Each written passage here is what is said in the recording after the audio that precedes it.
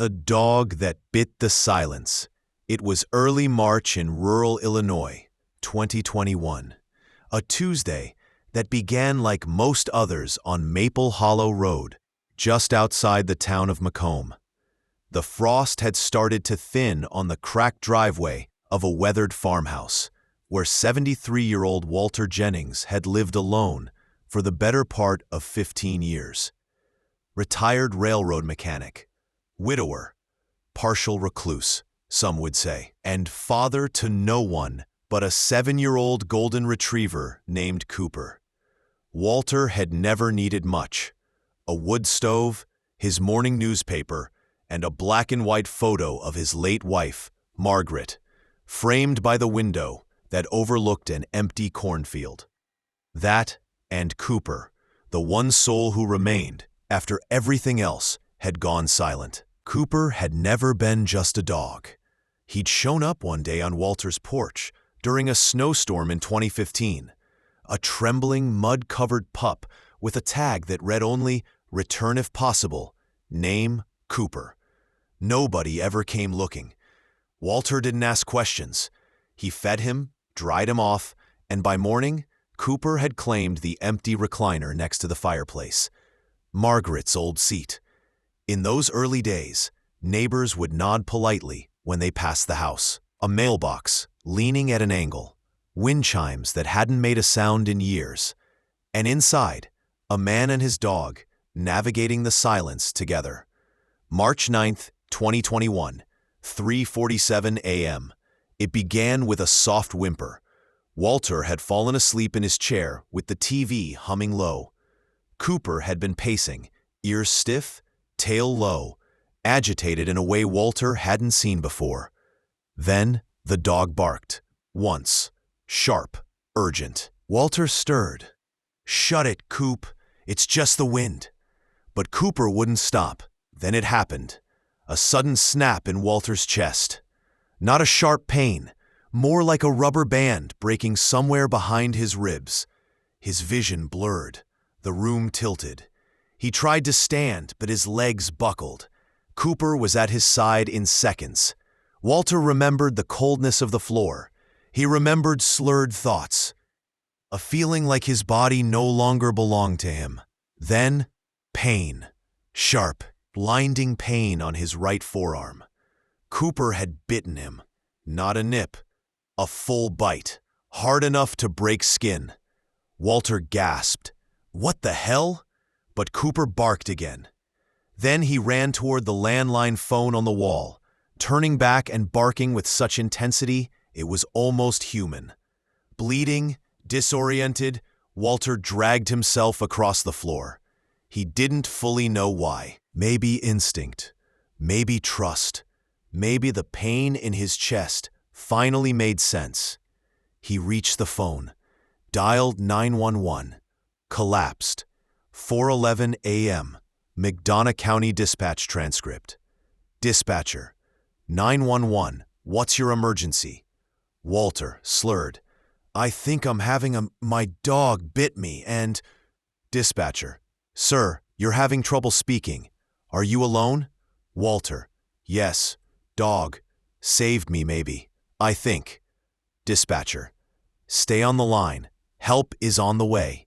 Don't hang up. Paramedics arrived 11 minutes later. They found Walter semi-conscious, his arm bleeding, his skin cold.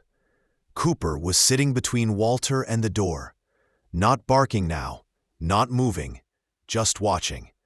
The paramedics noted his stillness, and something else. The wound on Walter's arm was fresh, but the symptoms of a major stroke were already present. The hospital. Daybreak. Doctors at McDonough District Hospital confirmed a transient ischemic attack followed by a major ischemic stroke. Time had been everything. If Walter had waited even 10 minutes longer to call, they said, his speech and mobility could have been permanently gone, or worse. "But I didn't call," Walter whispered. The nurse didn't answer. She just looked at Cooper's bite mark and nodded. When Walter regained full consciousness the following afternoon, He was groggy, disoriented, and furious. "Where's that dog?" he asked hoarsely, gripping the side rail of his hospital bed. Cooper had been taken in by animal control, per protocol. The report filed by paramedic Julie Keegan had included the words aggressive behavior, though she also noted that the dog remained calm upon their arrival and did not interfere with the rescue. "He bit me," Walter told the attending nurse. "That damn mutt bit me." The nurse was quiet for a long moment. Then she gently replied, "He also saved your life, Mr. Jennings." Walter didn't answer. March 11th, 2021. Animal Control, Macomb, Illinois. Cooper sat in a concrete kennel. He hadn't eaten the first day. According to Officer Lyle Ramsey, the golden retriever refused contact, often pacing by the door with his head low, occasionally whining toward passing footsteps. They had tagged him as caution, recent bite case, which meant he'd be held for a mandatory 10-day quarantine and evaluated for rabies symptoms, even though he was up to date on all shots. Officer Ramsey, a former dog handler in the Army, had seen his share of so-called aggressive animals, but something about this one didn't sit right. "He's not dangerous," he told his supervisor. "He's watching that gate like someone's coming." Back at the hospital, March 12th, Walter's stroke had affected the right side of his body. Speech came back slowly. The tremor in his right hand made writing impossible. He hated the way people looked at him now, like he was fragile. A social worker came in. Her badge read Annie Carlisle. She asked about family. He had none. She asked about pets. "Gone," he muttered. She paused, then tried a softer tone. "Walter, would you like to file a complaint about the dog bite? It would trigger a behavioral review. It could impact his future placement." Walter was silent for a long time. Then, "He bit me. That's all." March 14th, interview with paramedic Julie Keegan. When a local reporter, Daniel Hensley, started digging into the story, he was looking for a piece on animal control. What he got was something else. Julie told him what she saw. "Most dogs panic when their owners are in distress. They bark, they bite out of fear. But this one? He was clear-headed. He positioned himself at the door, then at the phone. He barked once when we opened the door, then just stepped back, like he knew what was happening." Daniel scribbled into his notebook. Then Julie added quietly, "I've never seen anything like it. I think that dog knew his owner was dying, and I think he knew what to do." March 15th, local news segment. WNCD Macomb. Golden Retriever bites owner and saves his life. A 73-year-old stroke victim credits his survival to an unlikely hero, his dog. "He wouldn't stop barking," said Walter Jennings. "Then he bit me. I was going to put him down for it, but I guess he knew better." Cooper, the 7-year-old retriever, is currently being held in quarantine, awaiting behavioral review. That night, Walter turned off the television and stared at the blank screen for almost an hour. He didn't cry, but his hand trembled harder than usual. It was only after the 3rd day in the hospital that Walter started replaying that moment. Not the pain, the sound. Cooper hadn't growled, hadn't snarled. It wasn't a wild bite. It was controlled, precise, like a jolt, a command, a last resort. Walter turned his injured forearm toward the light. 4 deep puncture marks curved across his skin, bruised, stitched, but not shredded. And something else. The bite had landed right above his wrist, exactly where Margaret used to check his pulse. Flashback. Winter 2016. Walter had collapsed once before, years earlier. It was the flu, a brutal case that left him delirious with fever. Cooper had refused to leave his side, even sleeping outside the bathroom door. When Walter finally woke, dehydrated and shaken, Cooper had brought in his slippers and then nudged the phone toward him with his nose. He'd forgotten that. Until now. March 16th. Animal Control Hearing Room. The small, beige room smelled of antiseptic and fear. Walter sat in a wheelchair, flanked by Officer Ramsey and the shelter vet, Dr. Mira Klein. The formal question: did the dog demonstrate unprovoked aggression? Walter stared at the table. "He bit me," he said again. "But?" Ramsey leaned forward. "But?" Walter's voice was rough. "But I wouldn't be here if he hadn't." The room fell silent. Dr. Klein closed her binder. "I've observed Cooper. He doesn't flinch, doesn't bark. He's alert, responsive, gentle with staff. My recommendation is that he be released back to the owner or a qualified guardian." Ramsey looked to Walter. "That's up to you, Mr. Jennings." Back home, March 18th. They brought Cooper home that Friday afternoon. Walter had insisted on walking to the porch himself, brace on his leg, cane in hand. The door opened, and for a moment, Cooper froze. Then his tail thumped once, twice, slowly. Walter sat down on the top step. "Well, you miserable mutt," he murmured. "You bit me." Cooper approached, ears down, eyes lowered. Walter extended his stitched arm. "Go ahead. Finish the job."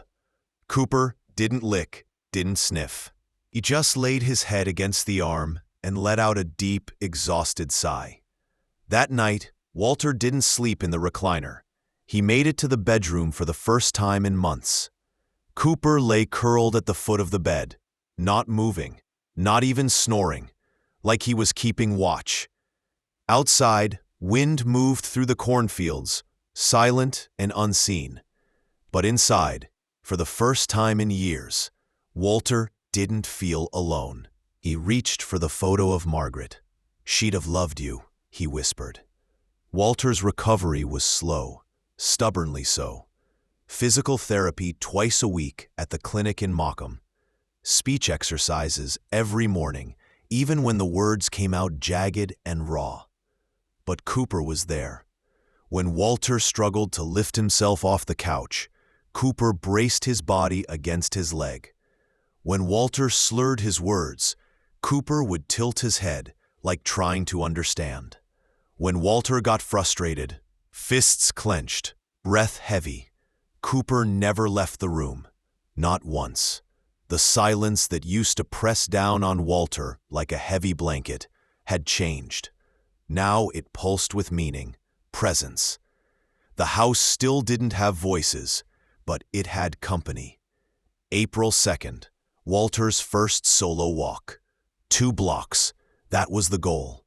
Walter grumbled as he buttoned his flannel shirt. The air was crisp, the sun diffused behind spring clouds. He looked at the leash on the hook, then at Cooper. "You up for this?" Cooper wagged his tail once. No bark, just that steady gaze. They stepped outside. Walter's steps were uneven, one foot dragging slightly, but he didn't fall. Cooper didn't pull. He walked half a step ahead, like he knew the pace Walter could handle. Neighbors noticed. Mrs. Eberly across the street waved from her porch. "That your hero dog?" she called. Walter hesitated, then nodded. "Yeah, guess he is." April 10th, a visit from the reporter. Daniel Hensley returned, this time not with a notepad, but a camera crew. He was producing a short documentary piece for public access TV, Animals Who Save Us. Walter agreed to the interview reluctantly. He didn't like talking about feelings, didn't like pity. But when Daniel asked, "Do you think Cooper bit you because he knew you were in danger?" Walter surprised even himself. He answered, I think he'd been telling me things for years. I just wasn't listening." Daniel paused. "What do you mean?" Walter looked down. Cooper was resting on his foot. "I was living like I didn't matter, just counting days, not living them. He bit me because I didn't hear him any other way. April 18th, a letter in the mailbox. It was addressed to Mr. Walter Jennings, Maple Hollow Road, Macomb Isle. Dear Sir, I read about you and Cooper in the paper. My husband had a stroke last year and didn't survive. I think your story might help others know the signs, or at least pay attention.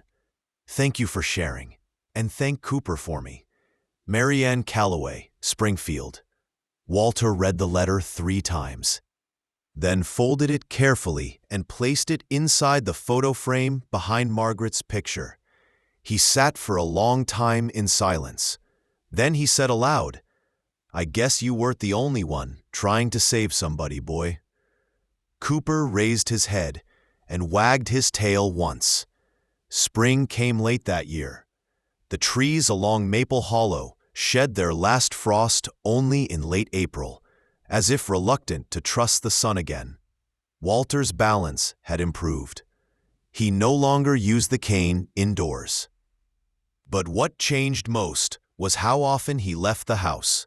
The old man who once avoided grocery stores, church, and even his neighbor's front porch, now showed up every Thursday morning at the Veterans Center, where a retired firefighter named Glenn taught stroke survivors how to reclaim daily routines. At first, Walter hated it. Too many people, too much noise, too many questions. But then came the day they ran a fire drill. April 28th, Veterans Center, 10:03 a.m. Today we practice what happens when the smoke alarm goes off, Glenn announced. And not just for you, for the people and animals around you. Walter sat near the back, arms crossed. Now, Glenn said, if you live alone and you have a pet, they may be your first warning. They can smell the smoke before you do, but they can also panic. Glenn turned to Walter. You have a dog, right? Walter nodded slowly. Does he bark in emergencies? Walter chuckled dryly. He bites. The room laughed, but Glenn pressed. And did that bite save your life? Walter's face grew serious. He looked down, then answered softly. Yeah, it did. Flashback, the day Margaret died. Walter had never told anyone, not even Cooper. It was a Tuesday, 2007. Margaret had gone upstairs to get her reading glasses. She never came down. Aneurysm. Instant. No warning.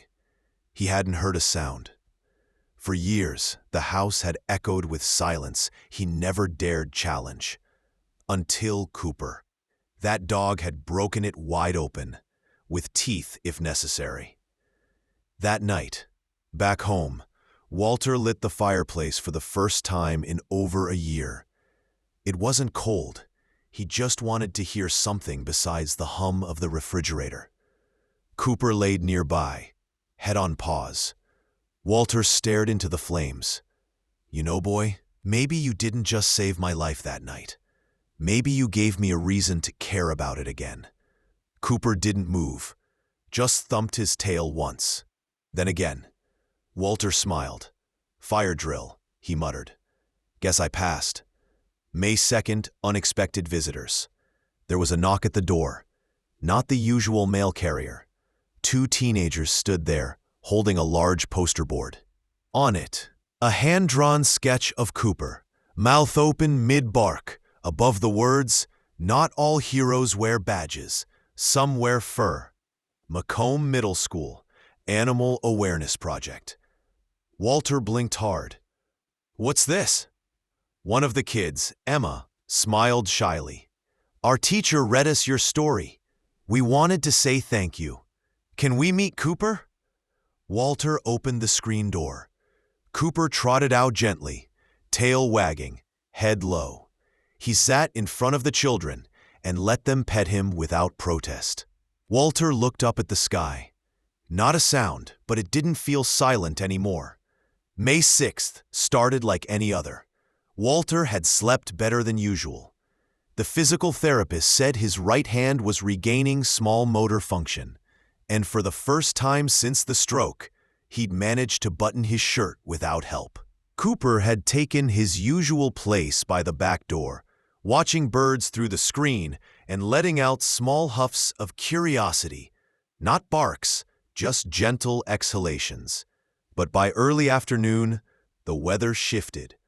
A wall of gray rolled in from the west, darkening the sky.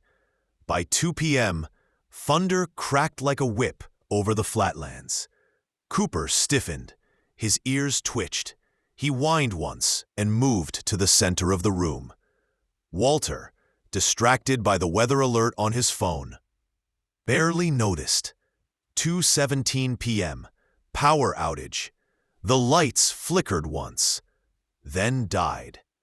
Walter cursed softly. He reached for his flashlight on the shelf, only to knock it over with a tremor. Cooper retrieved it from the floor, placing it gently by Walter's foot. "Thanks, Mutt," Walter muttered. But Cooper didn't relax. He stood by the hallway door, the one that led to the basement. Tail rigid, breathing shallow. He let out a sharp bark.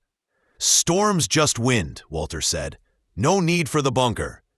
Cooper barked again, harder, desperate, and then he lunged, not to bite, but to tug at Walter's pant leg. That's when Walter heard it. The siren. A low wail from the town center. Tornado warning. 2:22 p.m. Seconds that counted.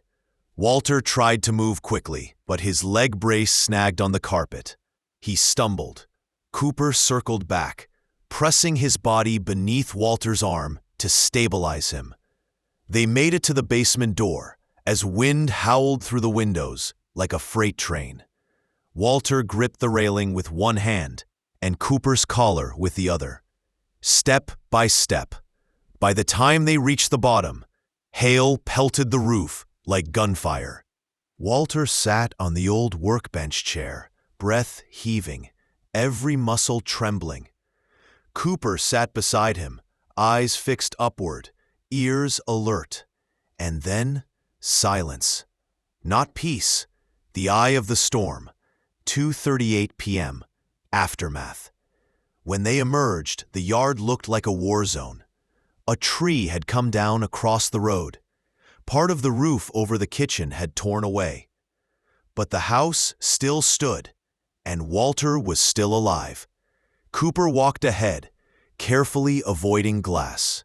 When they reached the front porch, Walter sat on the top step and looked out over the shattered cornfield. His voice was hoarse. "You knew again, before I did." He looked at the dog beside him. "You always do." The next day, insurance adjuster's report. The adjuster was shocked. "You were in that house during the tornado?" Walter nodded. "And you got down into the basement in time?" Walter gestured at Cooper. "Not by myself." The adjuster knelt down, looked Cooper in the eye, and said, "Well then, good boy." Cooper didn't wag his tail. He just stood tall, as if he already knew. News of Cooper's second rescue spread faster than Walter ever expected. It began with a photo, snapped by a neighbor the morning after the tornado. Walter sitting on the porch in his flannel, Cooper beside him, the twisted tree in the background like a sentinel of survival. The photo made it to the McDonough County Journal, then WQAD News 8, and finally, regional syndication. The headline read, "He bit to save him, then he did it again. One man, one dog, two miracles." Walter hated the fuss.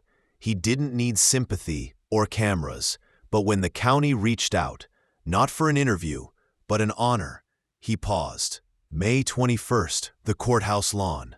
It was a quiet ceremony. No press, no fanfare. Just a handful of veterans, neighbors, and 2 city officials standing under a white tent beside the flagpole. Walter was wheeled out in a borrowed chair. Cooper trotted calmly at his side, leash held lightly. Sheriff Marla Easton took the podium. "Some heroes wear uniforms," she said. Others wear fur. Today, we recognize one of the latter for alertness, bravery, and saving a human life not once, but twice. She turned to Walter.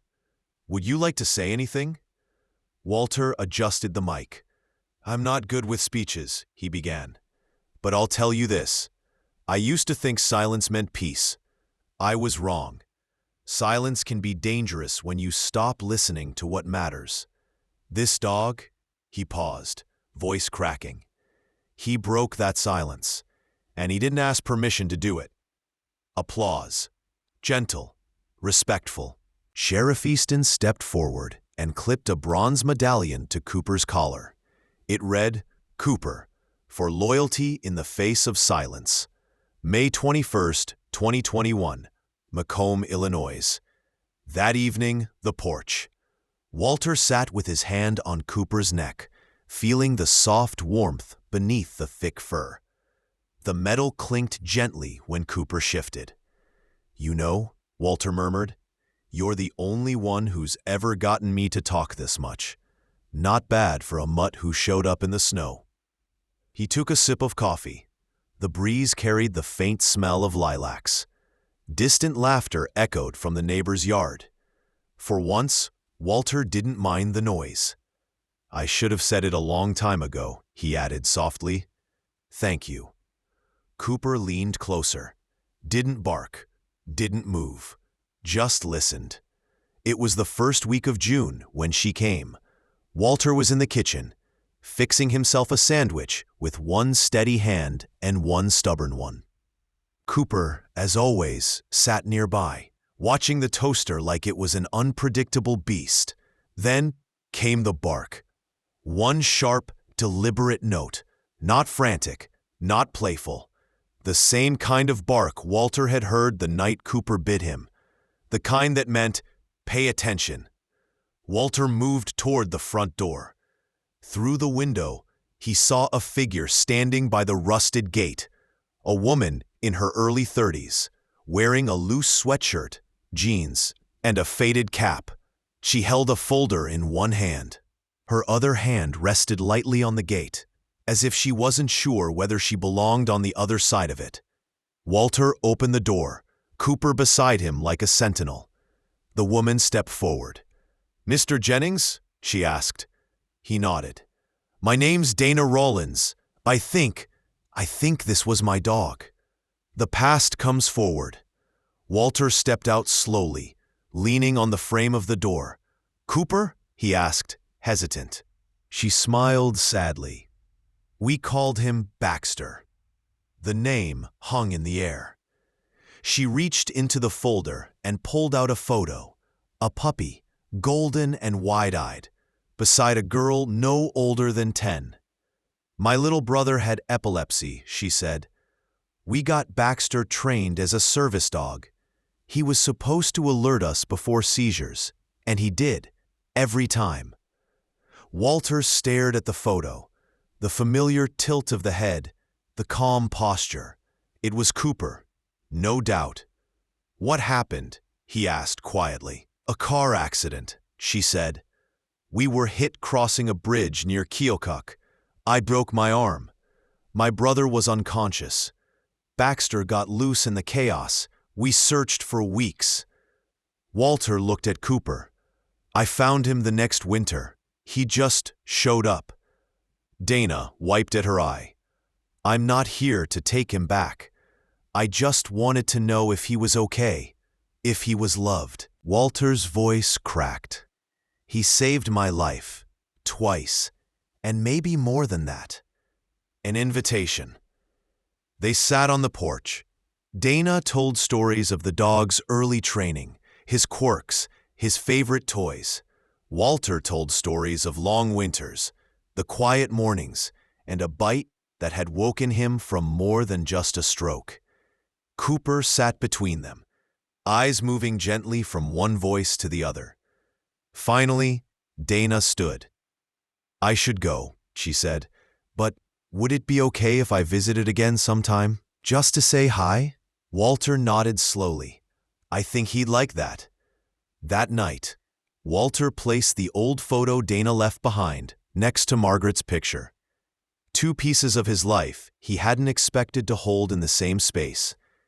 "You were someone's hero long before me," he said aloud. Cooper lay at the foot of the bed, his breathing steady. Walter turned out the light, and for the first time in years, the silence felt full, not empty. Summer in Illinois has a way of lulling people into stillness. Thick air, long golden evenings, the kind of quiet that stretches out for hours. But inside Walter, something had begun to stir. Not pain, not sickness, restlessness. It started with small things, the way he looked at Cooper, not just with affection, but with unease. The way he hesitated when the dog barked at the mailman, or when the wind creaked a shutter. What if Cooper didn't bark next time? What if Walter didn't hear? July 2nd, doctor's office, Macomb Medical Center. "Physically, you're doing well," said Dr. Helen Mercer, flipping through his chart. "Mobility stable, speech almost fully recovered. Blood pressure is good. But," Walter raised an eyebrow, "you seem agitated." Walter shifted in the chair. "I'm 73, Doc. I've earned the right." She smiled. "I mean mentally, emotionally, something's bothering you." Walter didn't answer, but in his mind the words surfaced anyway. "I'm afraid I won't notice the signs next time. I'm afraid I'll miss something. I'm afraid the dog won't be there." Back home, late afternoon, Cooper sat by the window as usual, but this time Walter didn't join him. He sat instead in Margaret's old chair, fingers steepled under his chin, staring out at the empty road. The photo Dana left, the one of Cooper as a puppy, was now on the bookshelf, right next to a box labeled Estate Papers. Walter's eyes kept drifting to it. He wasn't dying. Not yet. Not exactly. But he felt something. A change. July 5th. The letter. He wrote it by hand. Took him 3 tries to get it right. On the final version, he pressed hard with each word, as if to leave behind something more permanent than ink. "To whom it may concern, if anything happens to me and I am unable to care for Cooper, I ask that Dana Rollins be contacted immediately. She knew him before I did. She trusted him first. He belongs with someone who will listen to him as he listened to me. He saved my life, twice.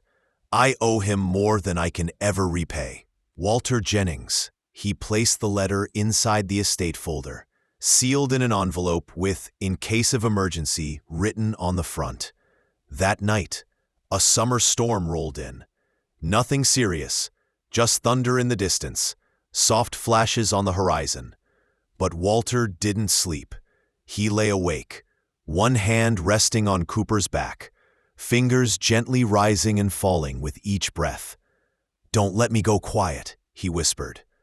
Cooper didn't move, but his tail tapped once, a silent promise. The sun rose gently on July 9th, casting pale light over the cornfields, quiet and unmoving. It was just after 6 a.m. when Cooper stirred from the foot of the bed and stood. He did what he always did, stretched, padded softly toward the bathroom door, then returned to Walter's side. But this time, Walter hadn't moved. No rustle of bedsheets, no groan, no cough, just stillness. Cooper sat, watching.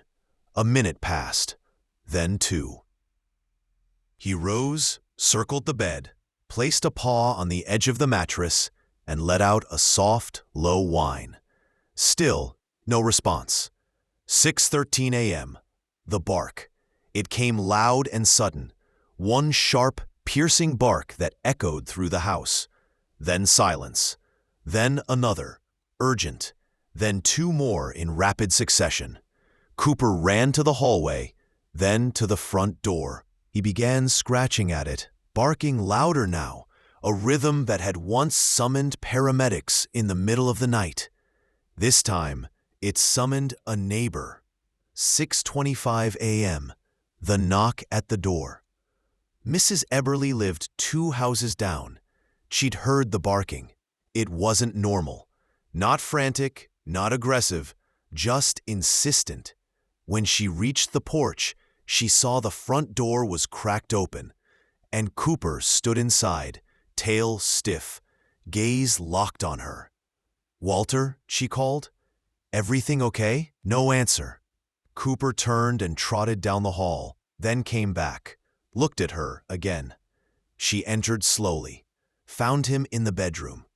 Walter was lying on his side, eyes closed, breathing, shallow, but present. 7:12 a.m., Macomb Medical Center. A minor stroke, they said. Not as severe as the first. They had caught it early, again. Just early enough. The ER nurse asked, "How did he get help so fast?" Walter, half awake, smiled weakly. "My dog doesn't like silence."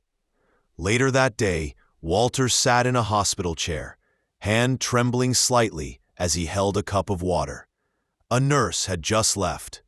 Cooper wasn't allowed in the room yet, but Walter knew he was somewhere nearby. Probably pacing, probably watching every door. Dana arrived just after noon. She didn't say anything at first, just walked in, sat beside him and nodded. Then she placed a framed print on his tray. A photograph. Cooper, mid-bark, silhouetted by sunrise. A quiet moment, broken by sound. Walter looked at it for a long time. "You think he knows?" he finally asked. Dana smiled. "I think he's known all along." Walter came home 3 days later. The stroke had taken less than it gave this time. His speech returned quicker. The tremors more manageable. But something deeper had changed. Not in his body, in his face, in his voice, in the way he looked at Cooper. There was no more hesitation, no second guessing, just recognition. That Sunday, Dana brought over a folding chair and set it beside his porch rocker. She didn't speak much, neither did he.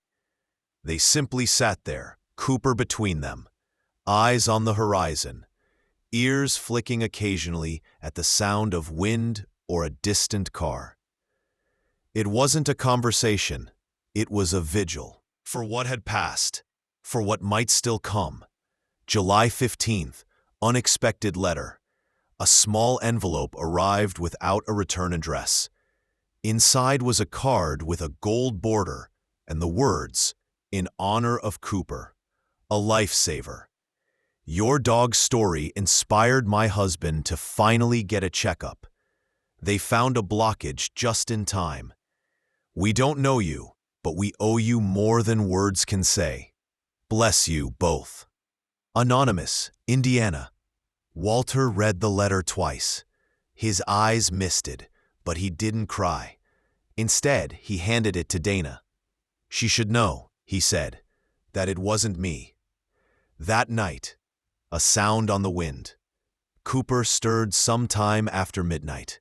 He rose, walked to the back screen door, and sat.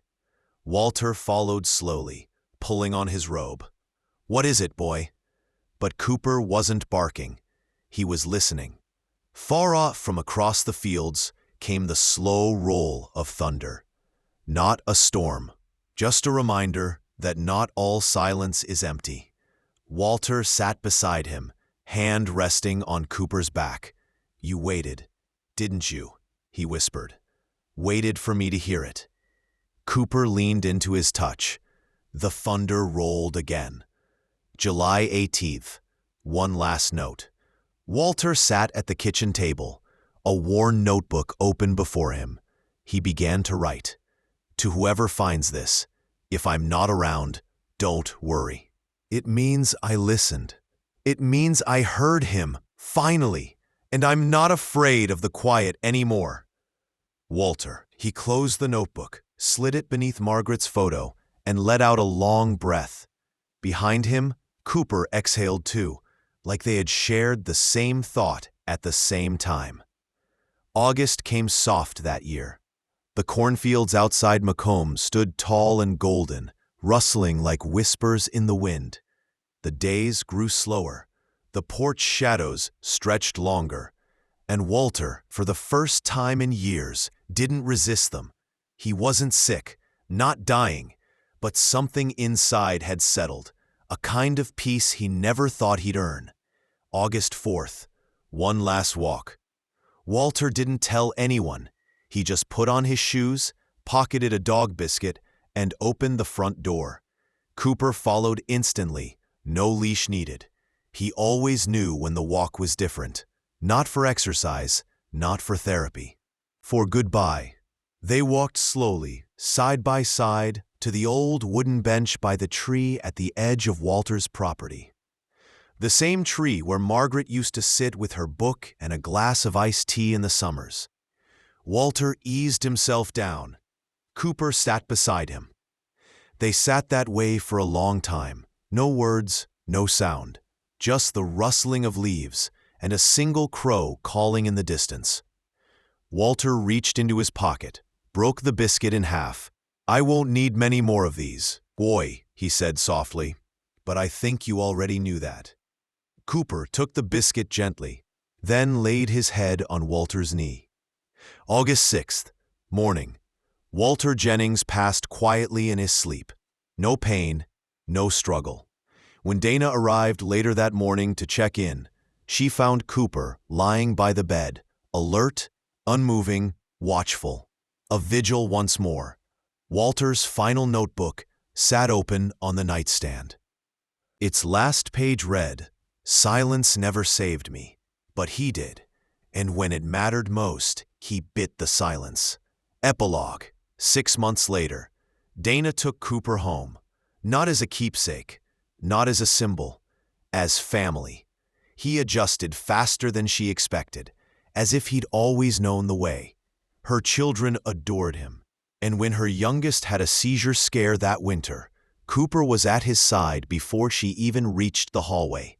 At night, Cooper still sat by the front door sometimes, as if listening for footsteps on gravel. But when Dana touched his collar, she found comfort in what still hung there. Cooper, for loyalty in the face of silence. Moral: not all heroes bark loud. Some wait, some listen, and some bite the silence when no one else dares. If this story moved you, subscribe to hear more true human stories. Like if you believe in second chances. Comment with your own story of a loyal animal or silent guardian. Because sometimes what saves us isn't noise. It's the one who refuses to stay silent.